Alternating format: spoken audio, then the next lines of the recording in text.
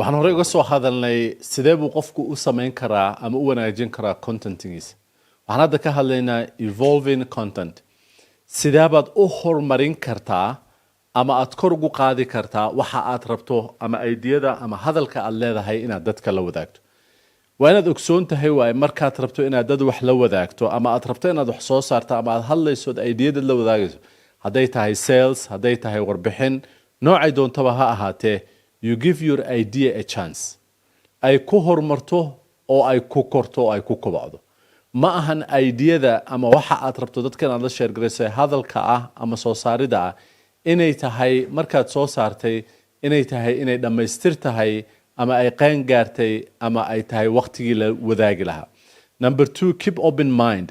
Always soo dhawee ideyada cusub ama soo dhawee wixii aad ku dari lahayd, ku qurxin lahayd, korna ugu qaadi lahayd si ay u noqoto dadka aad la wadaagayso ama audience-gaaga aad ay ka helaan oo aad uga helaan oo ay macno badan ugu samayso.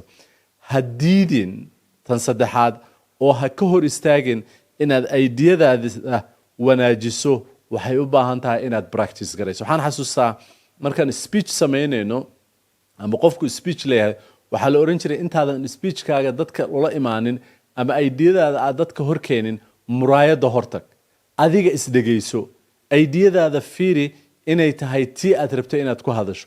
hadday cod ahaan tahay, hadday appearance ahaan tahay, hadday sida iskugu xogto tahay, hadday say u sound garaynayso oo macno u samaynayso tahay, muraayada hor istaag. dadkeena culture-keena ama dhaqankeennana waxaa weeye qofka isla hadlaa ama qofka ama muraayada hor istaaga ama keligiisa soo socona isla hadlaaya waaba qof xanuunsanba.